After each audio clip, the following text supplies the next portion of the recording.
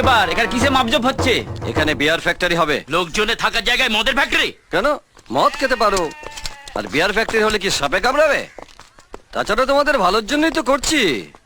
এখন থেকে তোমাদের কষ্ট করে আর দোকানে যেতে হবে না, একেবারে হোম ডেলিভারি, ঘরে বসে বসে মদ পাবে।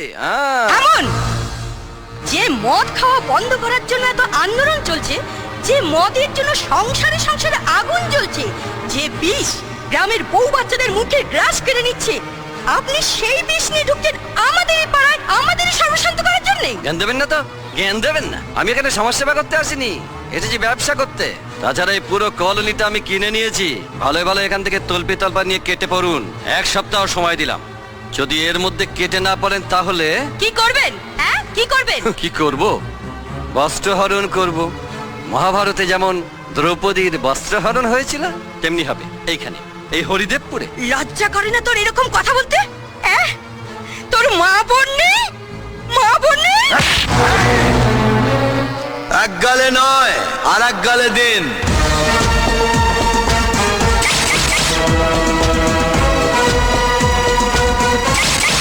তুই কে? কে তুই? কেষ্ট, কলির কেষ্ট। ওই মহাভারতে দ্রৌপদীর বস্ত্রহরণের পর দুর্যোধনের কি যেন একটা হয়েছিল না? কি আবার হবে? দুর্যোধনের একটা জানুভঙ্গ হয়েছিল। এটাই তো দুঃখের ব্যাপার।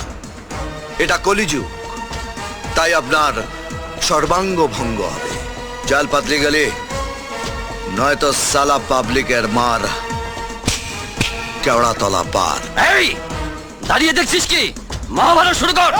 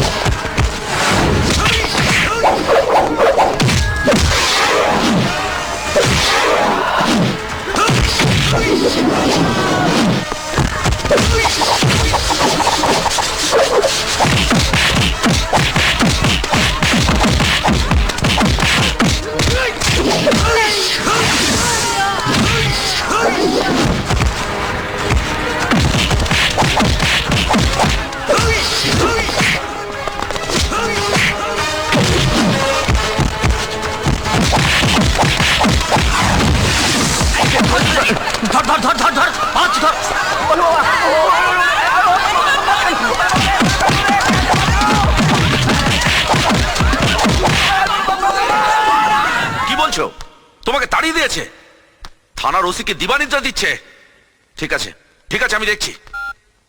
হরিপদ, হরিপদ, জয়বাবু, থানার ওসিকে এক্ষুনি খবর নিতে বলো। কলোনি থেকে আলম সাহেবকে তাড়িয়ে দিয়েছে। কে তাড়ালো? কার এত সাহস?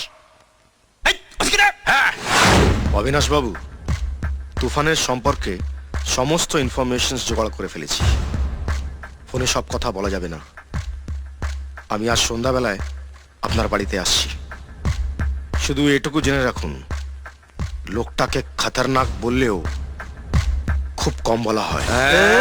হ্যাঁ, লোকটা 4-4টে খুন করেছে।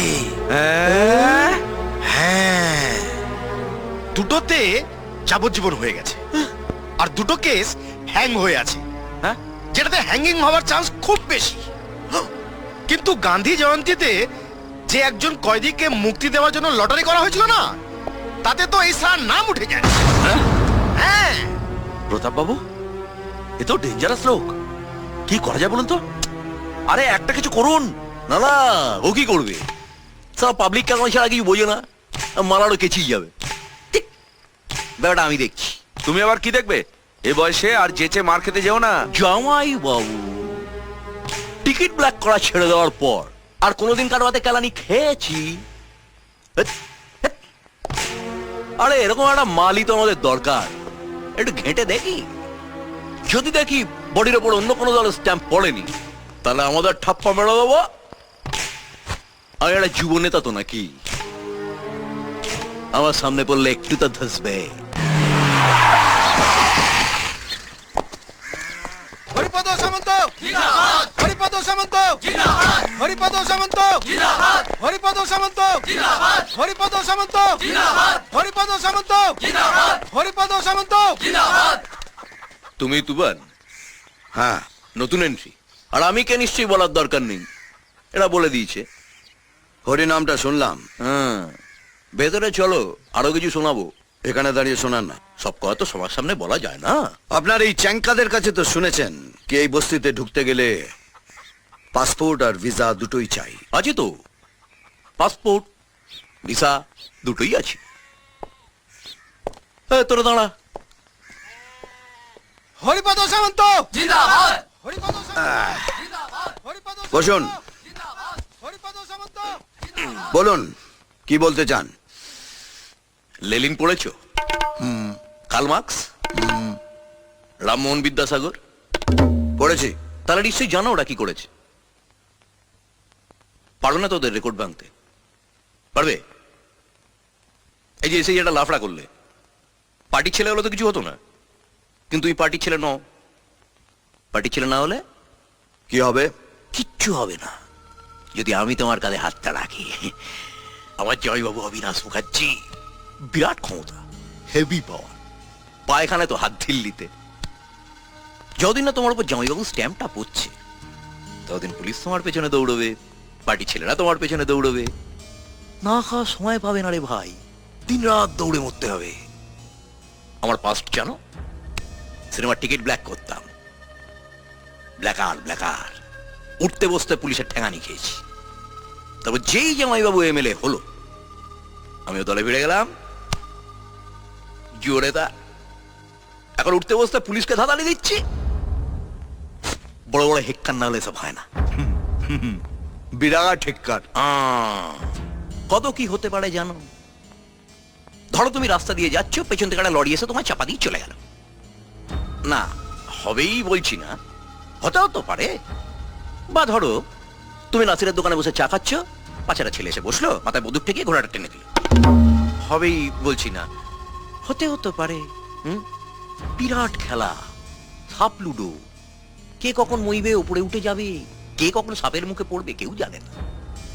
না লেলিন, না মার্কস, না রামমোহন বিদ্যাসাগর। তাই ওদের মতবাদের সঙ্গে আমার মতবাদটা মেলে না। আমার মতবাদ আলাদা।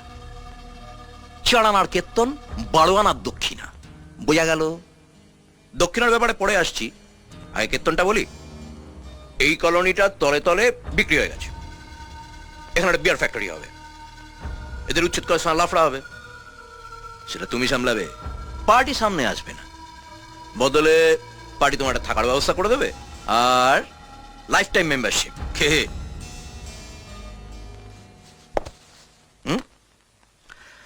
আপনার কীর্তন তো শুনলাম, এবার আমার কীর্তনটা শুনুন।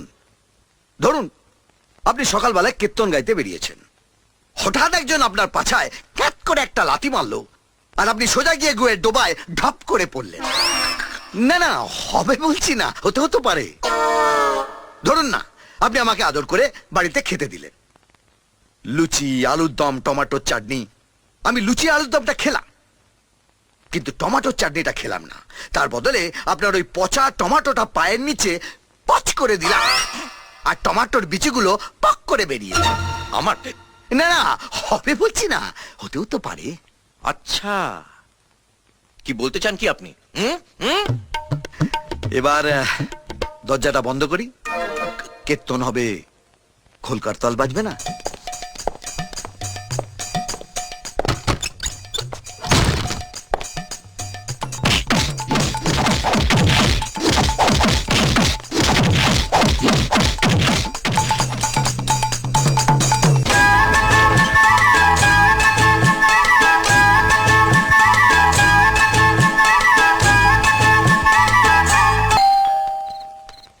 হরিপদ এসে গেছে, তুফানের বডির উপর আমার স্ট্যাম্পটা পড়ে গেছে।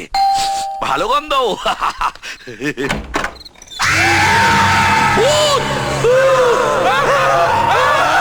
জামাইবাবু, আমি হরিপদ।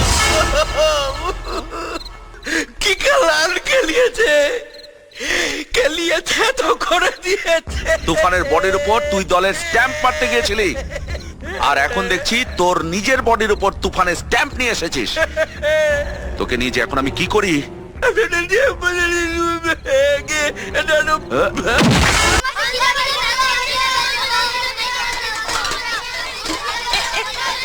এই এই কেউ চিৎকার করবি না, আজকে খাবার দেওয়া হবে না, রান্না হয়নি। শয়তান, বল মিথ্যা কথা বলবি, বল বল মিথ্যা কথা বলবি, বল। আমি সত্যি বলছি, আমাদের স্কুলে সত্যি খাবার দেয়নি। সত্যি খাবার দেয়নি? আবার মিথ্যা কথা বলছিস? মারছো কেন ওকে ভাবি? মারবো না বলো? প্রতিদিন স্কুল থেকে এসে বলছে মা আজ আমায় খেতে দেয়নি, আজও স্কুল থেকে এসে বলছে আমায় খেতে দাও। লোকের বাড়ি কাজ করে আমি এত খাবার কি করে জোগাড় করব? তুমি বলো গৌরী, তুমি বলো। সত্যি করে বলতো, তোকে স্কুলে খেতে দেয়নি? সত্যি বলছি দিদি, ওরা কোনোদিন স্কুলে খেতে দেয় না। কোন স্কুলে পড়িস? Haridevpur primary school. এখানে ওই একটাই বাচ্চাদের স্কুল, বেশিরভাগ বাচ্চাই গরিব। এখানে সরকার থেকে একটা মিড ডে মিলের ব্যবস্থা করে দিয়েছে, কিন্তু আমি যতদূর জানি ওখানে তো রোজই খাবার দেওয়া হয়। আপনি যেটা জানেন না সেটা হলো ইঁদুরের উৎপাত। খাবারটা মুখ পর্যন্ত আসার আগেই ইঁদুরে টুক করে টেনে নিয়ে চলে যায়। হেড স্যারের নাম কি? হেড স্যার কি, যাকে আপনি মেরে মরার খাটে তুলে দিয়েছিলেন সেই তো সেক্রেটারি। ও ও ও ওই শালাটা। এখন কোথায় পাওয়া যাবে? আজ আর ওকে পাওয়া যাবে না, আজ ওর ছেলের জন্মদিন, বড় প্যান্ডেল হয়েছে, বড় ক্যাটারার এসেছে, রাত্রিরে জমিয়ে খাওয়া দাওয়া হবে। তাই নাকি? ভালো আছেন তো? নমস্কার, ভালো আছেন?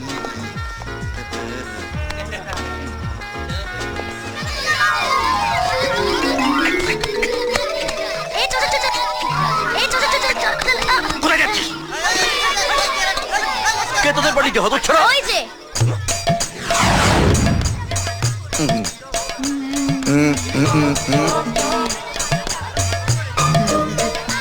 এই আয় আয় আয়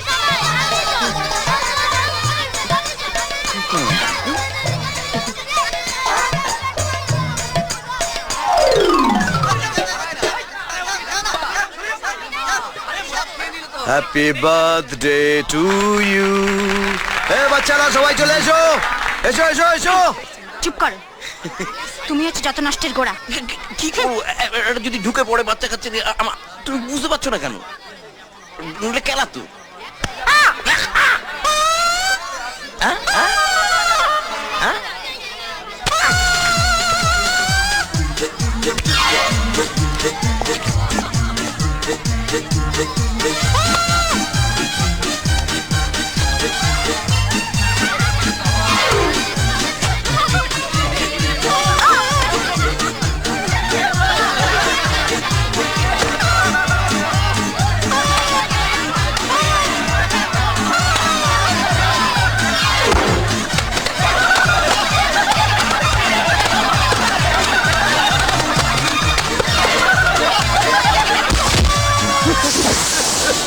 ছাড়ো না তুফান, তোকে আমি ছাড়বো না। শালা পুরো বিধানসভা করে দিল।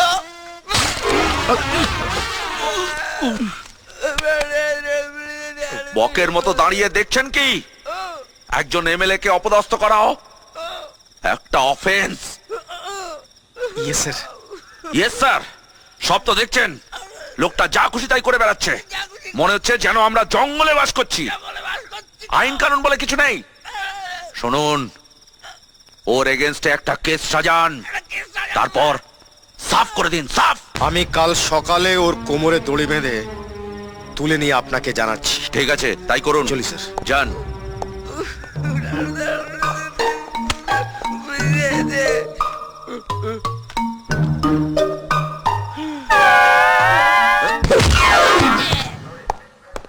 ওই গাড়ি বের কর। Good morning. তুমি আমাকেই তো ধরতে বেরোচ্ছিলেন, চলে এলাম।